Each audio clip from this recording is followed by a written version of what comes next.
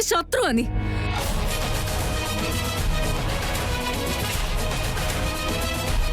ഞാൻ വിക്കിനെ സ്നേഹിക്കുന്നുണ്ടായിരുന്നു, നിന്നെക്കാളും കൂടുതൽ സ്നേഹിക്കുന്നുണ്ടായിരുന്നു.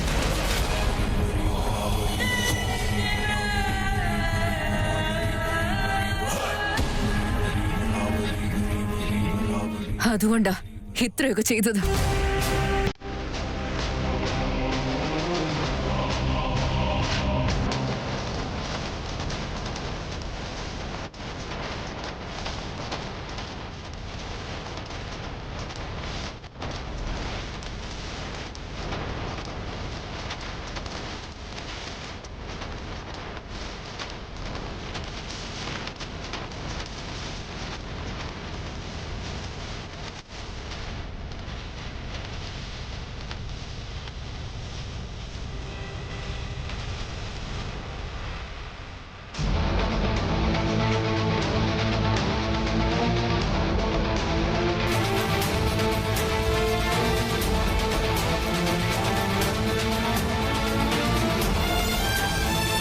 മാറിയെന്ന് പറഞ്ഞിട്ട് നീ നാടകമാണല്ലോടി കളിച്ചേ ശാരികെ.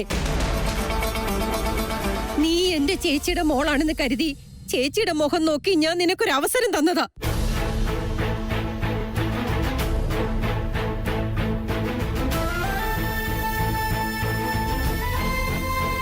പക്ഷെ നീ നിന്നെപ്പറ്റി ആലോചിക്കുമ്പോ എനിക്കങ്ങ് അറപ്പ് തോന്നുക.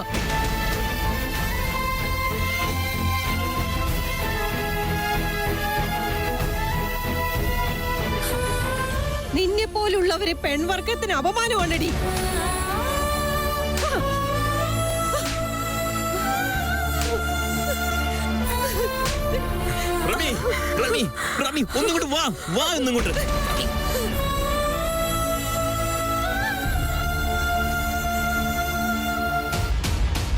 ശിക്ഷ അനുഭവിക്കാൻ പോലും അവൾക്ക് അർഹതയില്ല. അവളെ തൊട്ട് നിന്റെ കൈ ചീത്തയാക്കണ്ട.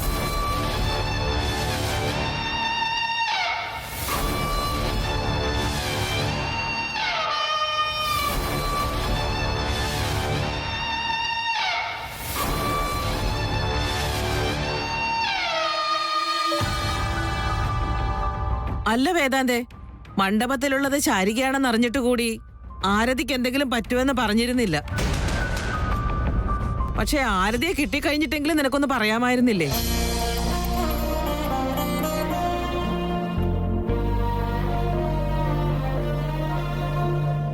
അപ്പൊ ഇങ്ങനെയൊക്കെ നടക്കുകയില്ലായിരുന്നല്ലോ. അങ്ങനെ ചെയ്തിരുന്നെങ്കിൽ അത് ഇതിലും വലിയ പ്രശ്നമാവുമായിരുന്നു. മുഹൂർത്തം കഴിഞ്ഞു പോവില്ലേ മുത്തശ്ശി?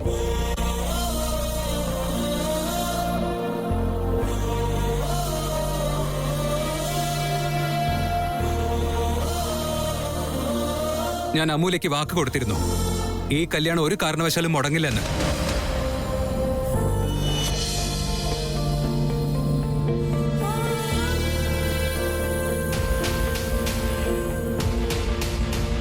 അതുകൊണ്ട് ശാരിക എങ്ങനെയാണോ പ്ലാൻ ചെയ്ത് ആരതിയെ റീപ്ലേസ് ചെയ്തത്, അതുപോലെ തന്നെ ഞാൻ ഇവക്കിട്ടൊരു പണി കൊടുത്തത്.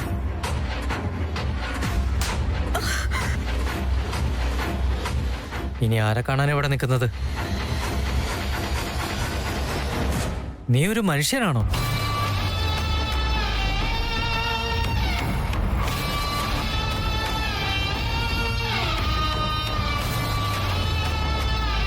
നിനക്ക് നമ്മുടെ വീട്ടിൽ നിൽക്കാനുള്ള അർഹത പോലും ഇല്ല. വേദാന്ത്, പോലീസിനെ വിളിക്ക്.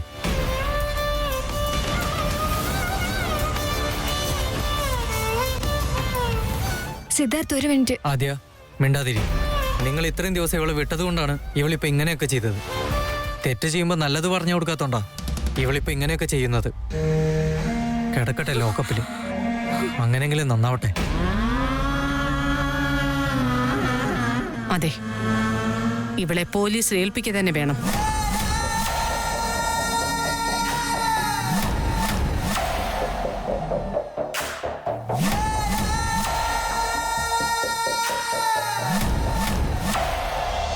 നോക്ക്, ഇവളെ പോലീസിന് വിട്ടുകൊടുക്കണ്ട. വിക്കിയോടുള്ള അതിയായ ആഗ്രഹം കാരണം ഇവളിങ്ങനെയൊക്കെ ചെയ്ത്. അവളെ വിട്ടുകളാ, പോട്ടെ.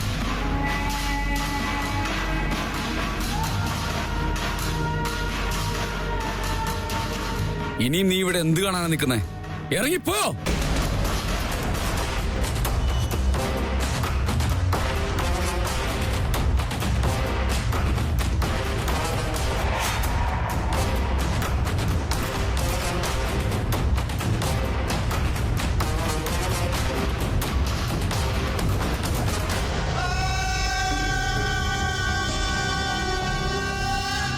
എന്തിനാ എന്നെ നോക്കുന്നത്? പൊയ്ക്കോ.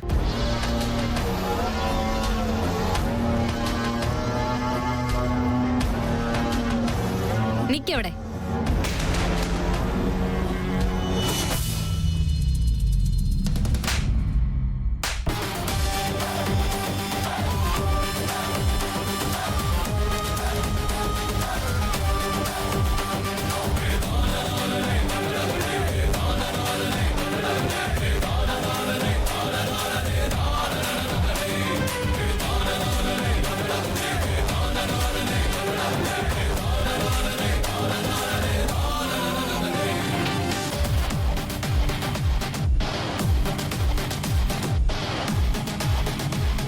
ചേട്ടൻ പറഞ്ഞത് സത്യോ? ഇവൾ ഇങ്ങനെയാവാൻ എല്ലാരും കാരണക്കാരാ.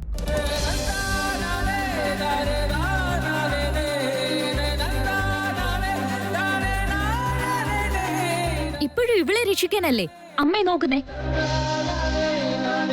പക്ഷെ എനിക്ക് ഇവളെ പറ്റി തരാൻ കുറച്ച് ക്ലാരിറ്റിയും കൂടെ ബാക്കിയുണ്ട്.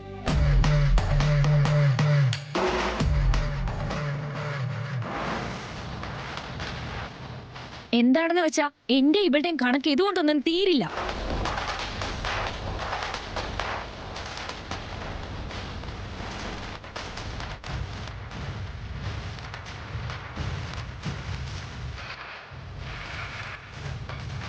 ചേട്ടന്റെ ഏട്ടത്തിയുടെ കല്യാണത്തിന് ഞാൻ ഇവളെ അടിച്ചിട്ടുണ്ടായിരുന്നു.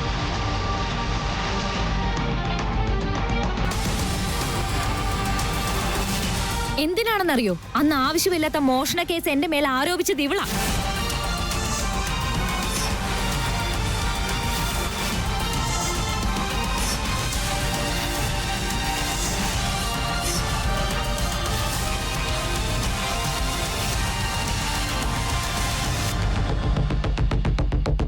പക്ഷെ ആ ചെയിൻ ഒളിപ്പിച്ചു വെച്ചതും ഇവള് തന്നെയായിരുന്നു.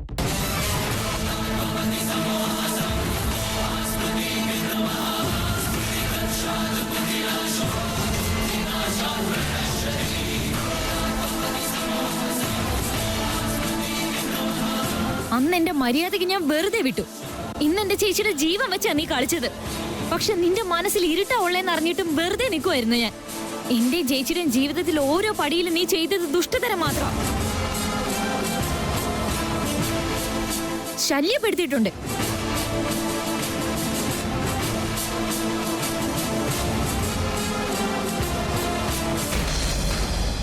ചേച്ചിയെ ചതിക്കാൻ വന്ന ഗൗതത്തിന്റെ കൂടെ ഇവള് തന്നെയായിരുന്നു.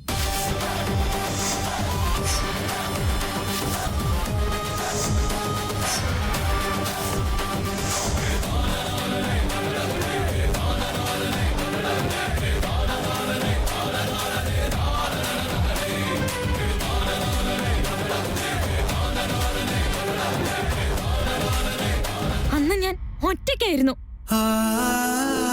പക്ഷെ ഇന്ന് എന്റെ ഫാമിലി, വിക്കി ചേട്ടന്റെ ഫാമിലി, പിന്നെ വേദാന്തം എന്റെ കൂടെയുണ്ട്.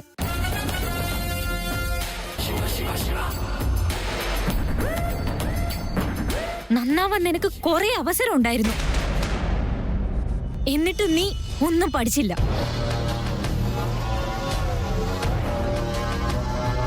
ഇത് നിനക്കുള്ള അവസാനത്തെ അവസരം. നല്ല ബുദ്ധി തോന്നാനല്ല, ജീവനോടെ ഇരിക്കാൻ.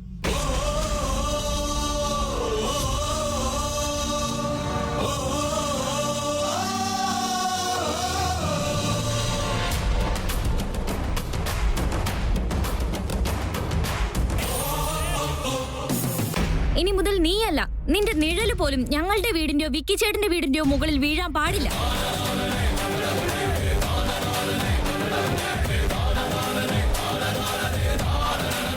നീ പറഞ്ഞത് സത്യമാണ് അമൂല്യ. ഇവള് തെറ്റായ വഴിയിൽ ഒരുപാട് ദൂരം പോയി കഴിഞ്ഞു. ചേട്ടനായ എൻ്റെ ഭാഗത്തും തെറ്റുണ്ട്. ഇനി ഇവളിങ്ങനെ ചെയ്യാണ്ട് നോക്കേണ്ടത് എൻ്റെ ഉത്തരവാദിത്ത. ഇവളിനി ആരുടെ ജീവിതത്തിലും വരില്ല. ദയവ് ചെയ്ത് എന്നോട് ക്ഷമിക്കൂ. ഇവൾക്ക് വേണ്ടി ചേട്ടൻ എന്തിനാ ക്ഷമ ചോദിക്കുന്നേ? ഇവൾക്ക് ഒരിക്കലും മാപ്പില്ല.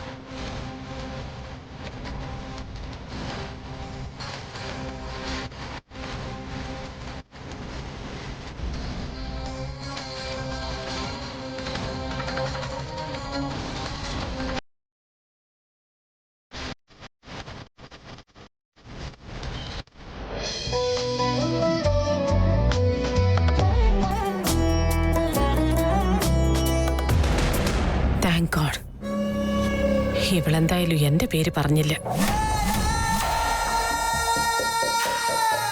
സുഹാസിനി, നിനക്ക് രക്ഷപ്പെടാൻ വേണ്ടി എന്നെ ബലിയാടാക്കിയല്ലേ?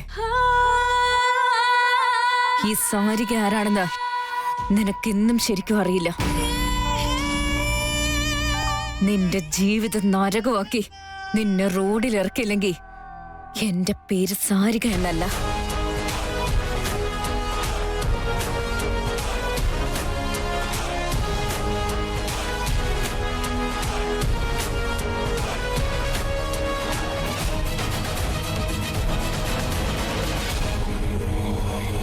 ഇനി വേറെ തടസ്സങ്ങളൊന്നുമില്ലാതെ കല്യാണ ചടങ്ങുകൾ തുടങ്ങിയാലോ?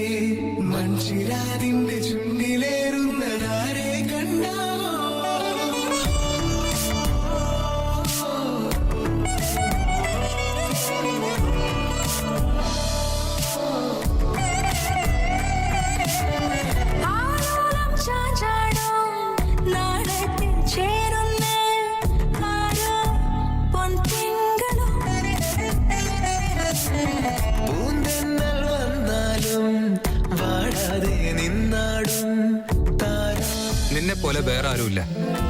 ഓഫ് കോഴ്സ് നീ ഒരു തീപ്പെട്ടിക്കൊള്ളിയാ, പിന്നൊരു സൂപ്പർ കഴുതയും. ഇതെല്ലാം ശരിയാകാനുള്ള മെയിൻ റീസൺ നീയല്ലേ. Thank you so much. I am so proud of you അമൂല്യ.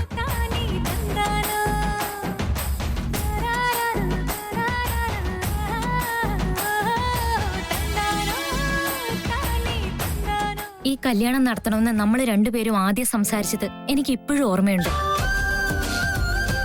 അതില് നിങ്ങളുടേതും ഈക്വൽ ഷെയർ. വായാടി കള്ളച്ചെറുക്കൻ കോമ്പിനേഷൻ ഓൾവേസ് വർക്ക്.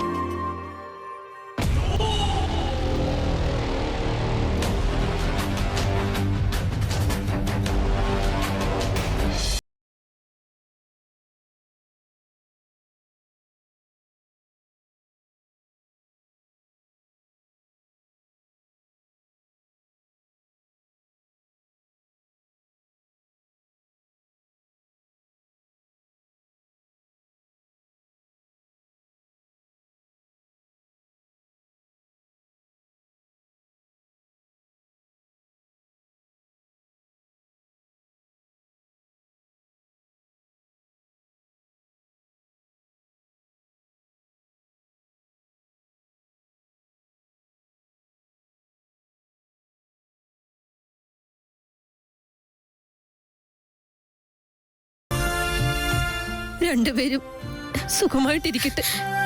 അമ്മേ, ഇനി മുതൽ അമ്മയെ സഹായിക്കാൻ ഞാൻ കൂടെ ഉണ്ടാവില്ലെന്നറിയാലോ. അതുകൊണ്ട് ആരോഗ്യം നന്നായിട്ട് നോക്കിക്കോണേ.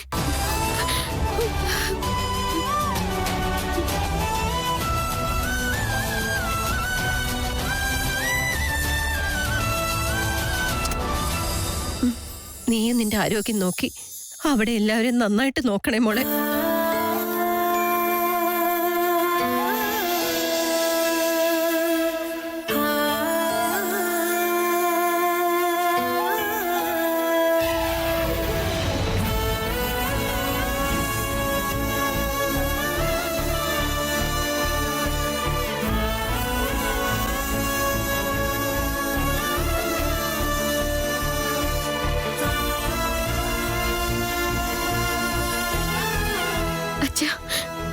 അച്ഛനും അതുപോലെ തന്നെ ആരോഗ്യം നന്നായിട്ട് നോക്കിക്കോണേ.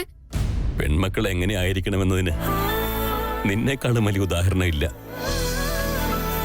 പിറന്ന വീട് എങ്ങനെയാണോ നോക്കിയത്, കയറി ചെല്ലുന്ന വീടും അതേപോലെ നോക്കണം.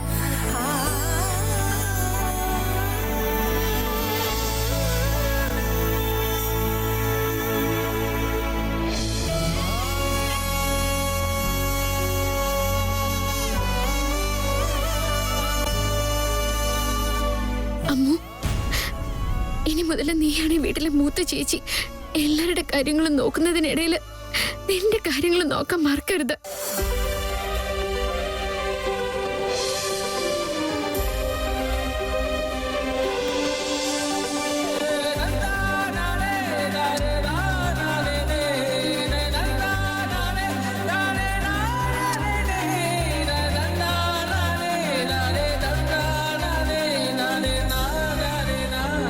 രണ്ടുപേരും കൂടി എപ്പോഴും വഴക്കിടരുത് കേട്ടോ.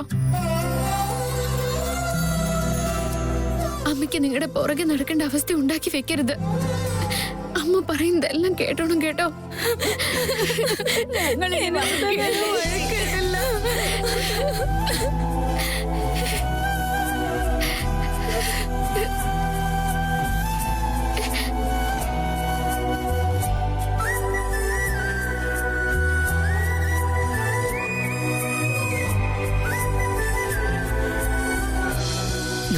വർഷം ജീവിക്കട്ടെ.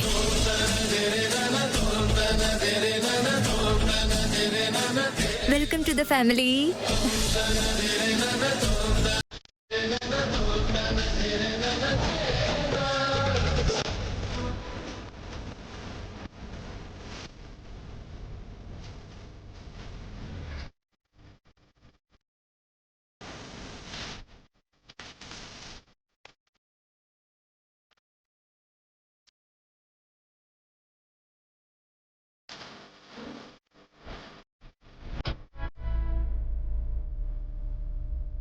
എടാ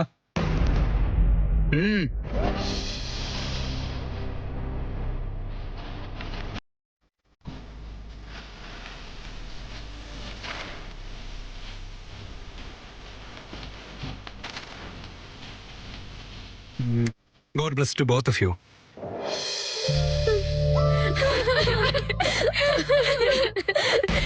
ചേച്ചി